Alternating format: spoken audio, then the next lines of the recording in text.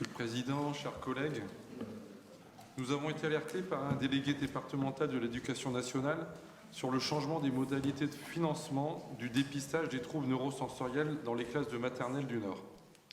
Il semblerait que les dépistages de la vue et du langage des enfants de 3 ans ne sont plus financés par l'Agence régionale de santé.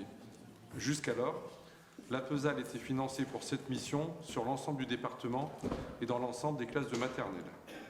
Pour la rentrée 2020-2021, décision a été prise de détecter uniquement dans les classes de maternelle situées en réseau d'éducation prioritaire. Depuis la rentrée 2021-2022, les actions de prévention ont été transmises au PMI. Il s'agit, nous dit-on, d'une stratégie nationale de la part de l'ARS qui doit permettre un rapprochement avec les territoires.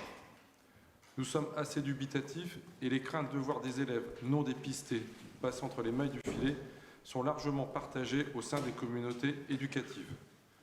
Nous souhaitons donc savoir si le département du Nord a repris les dépistages et va faire intervenir nos services de PMI au sein des écoles maternelles ou, si comme dans le Pas-de-Calais, vous comptez déléguer la mission et continuer de financer l'APESAL pour réaliser les tests.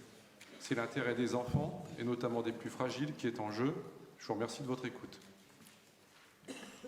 Merci. Je vais laisser la parole à Barbara Kovout. Merci, Monsieur le Président. Chers collègues, la question de la santé est au cœur de nos préoccupations. Vous le savez, la délégation santé-prévention se veut être une politique publique essentielle de lutte contre les inégalités sociales et de réduction des écarts de santé liés à la position sociale de chacun, et cela dès l'enfance. L'association APESAL était financée par l'ARS et réalisait depuis de nombreuses années dans les écoles maternelles des dépistages neurosensoriels hors présence parentale, concernant notamment la vision, l'audition, le langage, aux environs d'âge de 2 ans.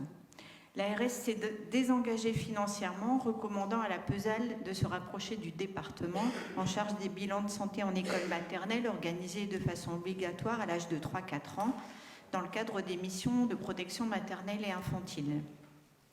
Nous regrettons cette position de ne plus financer l'association APESAL.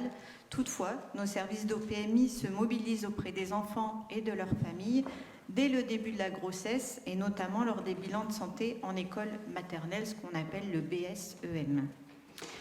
C'est un bilan de santé organisé pour les enfants scolarisés en école maternelle vers l'âge de 4 ans. Il comporte au minimum un bilan infirmier complété en fonction du besoin de l'enfant, d'un examen clinique médical et ou d'un entretien avec un psychologue. Il est réalisé en centre de consultation PMI, en présence des parents. Il permet le repérage d'éventuels troubles du développement, qu'ils soient physiques, psychologiques ou sensoriels. Il permet, si nécessaire, une orientation précoce vers les professionnels de santé et services qui proposent une prise en charge adaptée aux besoins de l'enfant. Nos services s'assurent que les préconisations soient suivies et que les consultations soient assurées. L'ensemble des conclusions de ces bilans est reporté dans le carnet de santé de l'enfant ainsi que dans un logiciel de gestion qui s'appelle Horus, qui permet une extraction des données en vue de leur transmission aux médecins de l'Éducation nationale. En cas d'anomalie repérée, un courrier est adressé au médecin traitant.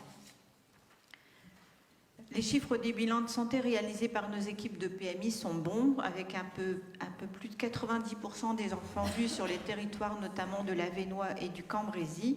Mais notre inquiétude porte sur la suite donnée à ces bilans, notamment lorsqu'il s'agit d'orienter vers des consultations spécialisées, là où nous connaissons déjà des problèmes de démographie médicale. Dans le cadre du plan pauvreté, des collaborations avec l'APESAL ont été établies dans le bassin minier notamment pour assurer la mise en œuvre des orientations suite au bilan de santé en école maternelle, soit vers des ophtalmos, des ORL, des orthoptistes, des orthophonistes ou encore des dentistes. De son côté, le département du Nord continuera de prendre ses responsabilités comme il l'a toujours fait pour accompagner sur la prévention. La PMI est et restera l'acteur stratégique de la prévention précoce. La semaine dernière, avec ma collègue Marie Tonnerre, nous avons assisté à la journée thématique « La PMI comme acteur stratégique de la prévention précoce » avec le développement de la politique des 1000 jours dont on vous a souvent parlé ici, plus de 130 participants avec des professionnels plus motivés que jamais à faire de la prévention précoce l'enjeu majeur de la PMI. Afin d'être le plus efficient possible, je sais que nous pourrons compter sur l'ensemble de nos agents, aussi bien sur la prise en charge dans le cadre des 1000 jours que sur le dépistage neurosensoriel des jeunes enfants. Je voulais, Monsieur le Président, chers collègues, saluer et remercier Anne de Verrez, notre DGA Enfance, Famille, Santé, l'ensemble de ses équipes, les professionnels de santé pour la qualité de leur mission et leur implication au quotidien à destination des nordistes.